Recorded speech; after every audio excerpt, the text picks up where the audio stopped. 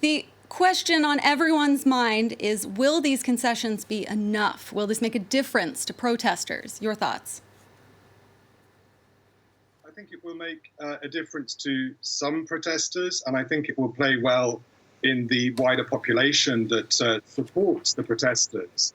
I think, though, for most protesters, anything short of Macron announcing his own resignation would not have been sufficient. So I think that the main question really will be, do the measures that he's announced, piecemeal though they might seem, will those measures be sufficient to kind of stem the widespread public support that the Gilets jaunes movement currently enjoys?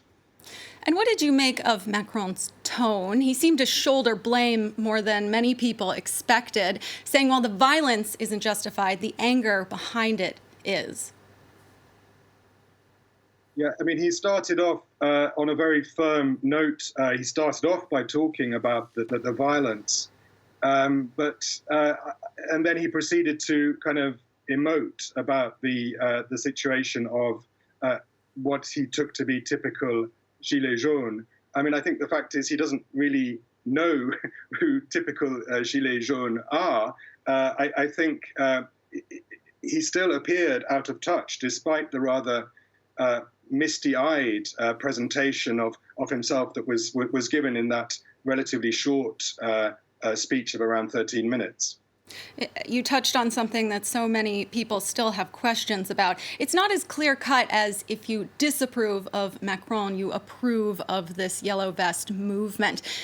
Can you give us any more insight on who these protesters are? Well, so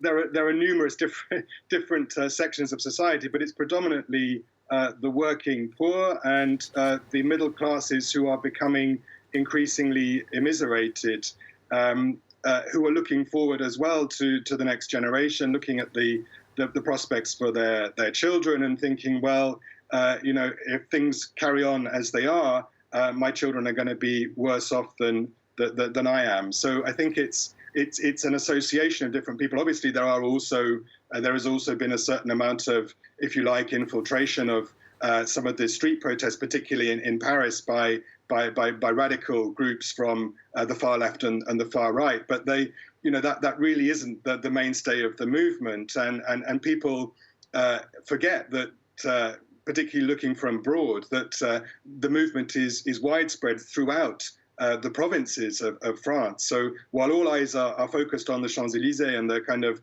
the spectacular violence and public order policing operations that take place there, you've got fuel depots blocked, you've got roundabouts and toll plazas blocked. The kind of country is in a kind of a paralysis. And I don't think the concessions that we've heard Emmanuel Macron make this evening will go nearly far enough to persuade those ordinary people who are blockading the country essentially to abandon their posts.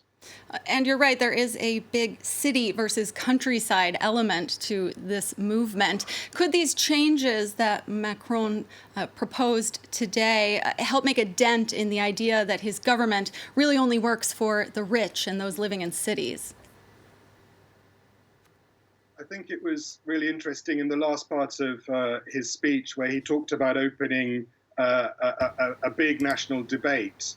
And he presented this as though he himself were opening that debate, and he would be going out to consult with the people, and he would be talking to local mayors in particular to see what they could channel to him in terms of the kind of public discontent.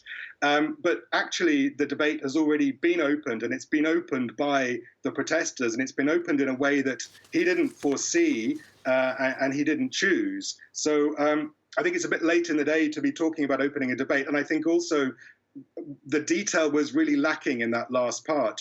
This is a movement that it started off by protesting against one particular kind of tax, these green taxes. Then it protested against the wealth tax, which notably he didn't give way on today. And then it kind of broadened out to questioning the very legitimacy and fairness of the entire tax system very, very quickly. So really, this is a questioning of the legitimacy of the state structure, if you like, and the governing classes that for many people in France are running that state structure for their own benefit. So I really don't think the speech goes far enough in addressing those fundamental, if you like, kind of concerns about democratic deficit and legitimacy.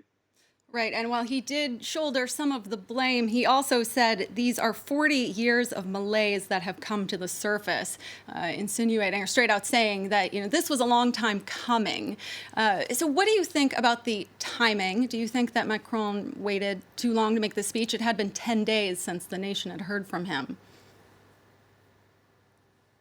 Well, I think his advisors would tell you that he was trying to stay out of the public debate because his own person seems to be such a target of embitterment on the part of the protesters. It's become a really visceral. The anger is really viscerally directed against him, and in some ways, I think for the movement, he symbolizes in his person the privilege of the privileged and governing classes in France. So, he waited, taking another view of it, he waited because, he's counting on the arrival of Christmas, I think, diffusing some of the protests, and the longer he can string it out, the better it will be for him.